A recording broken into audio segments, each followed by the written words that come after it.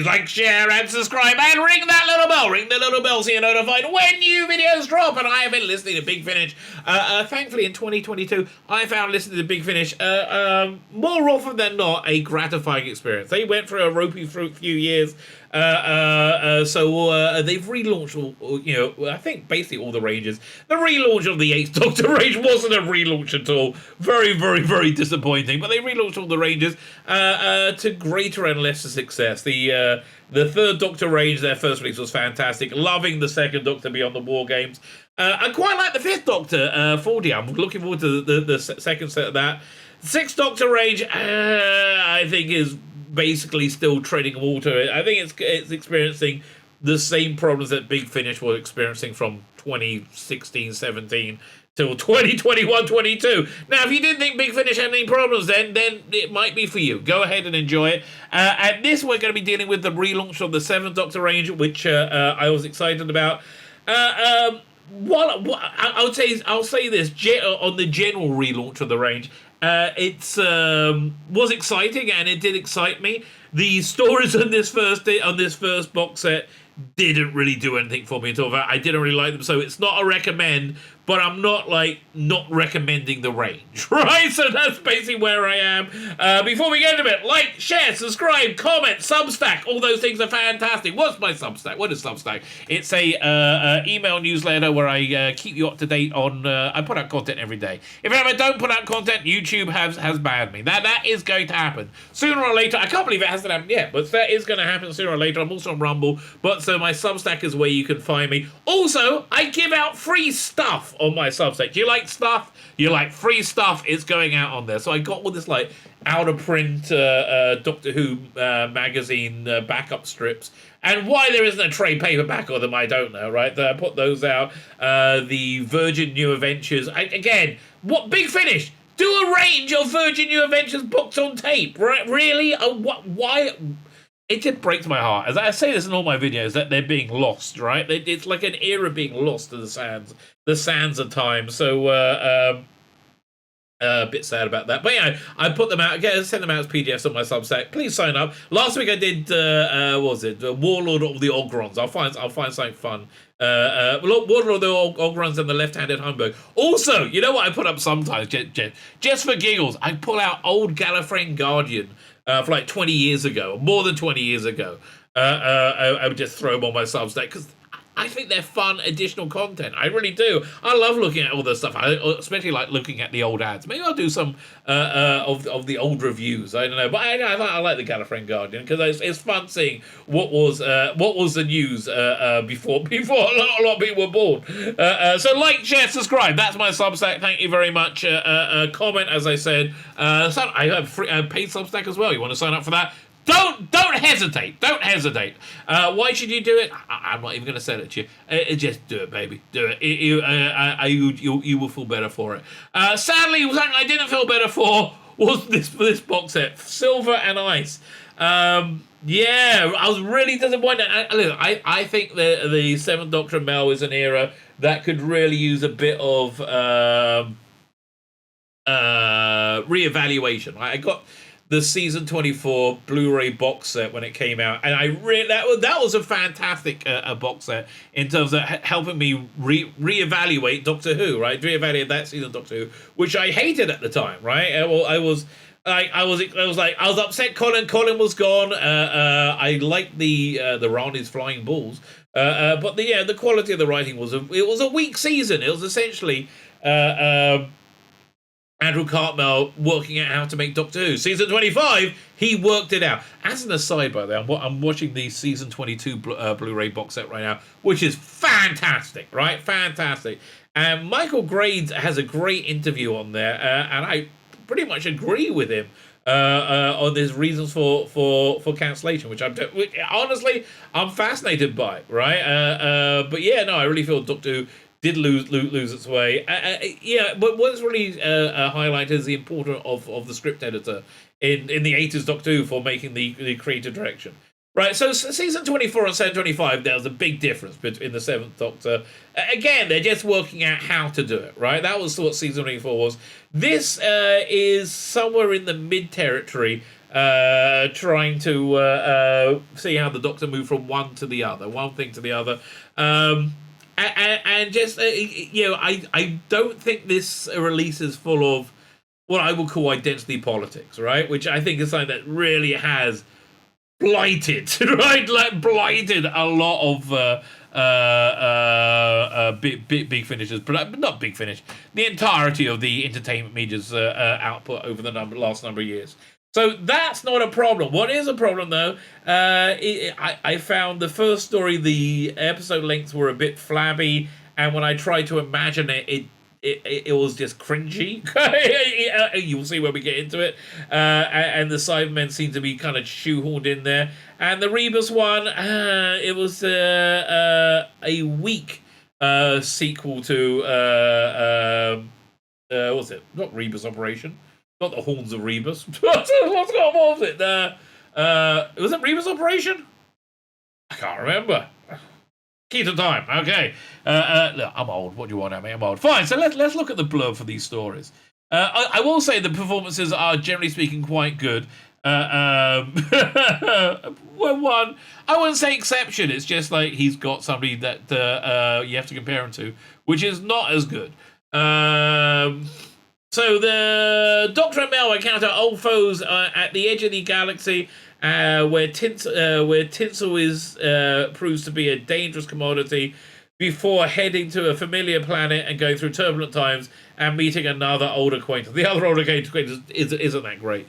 So, Bad Day in Tinseltown by Dan Starkey. Now, firstly, these episodes are 35 minutes long each, and it really it was a drag getting through them, right? It was really a slog getting through them.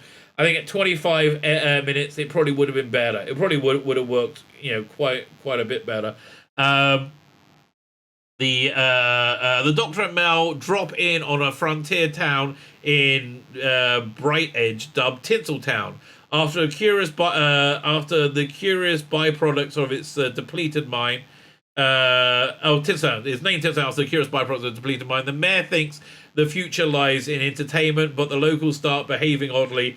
A hidden cyber force, also Cybermen, has other plans. So, basically saying the mayor in this was supposed to be Les Patterson. Les Patterson is a character by Dave Edner is what's the name? I will remember the minute I stopped recording. I kind of hear it. So the thing is, they're in this town where the only product they have now is this like shiny. It's called tinsel, but the way it's described, I think how they would have realized on TV is just like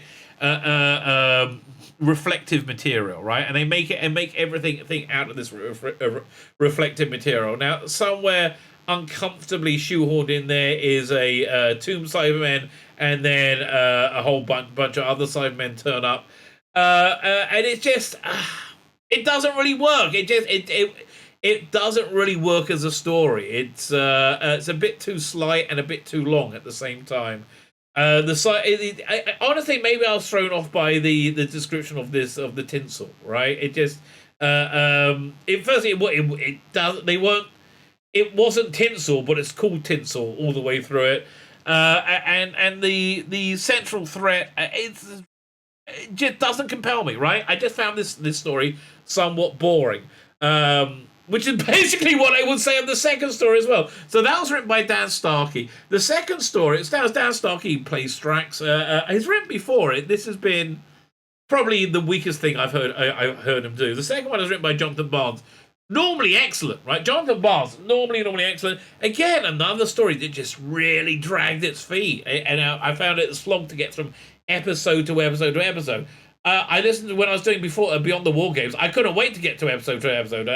Also, the first story in the Fourth Doctor set from this last month, the Nine. I love that story. Second story, Shell Shock. I'm still in the first episode. It's dragging, right? It's dragging.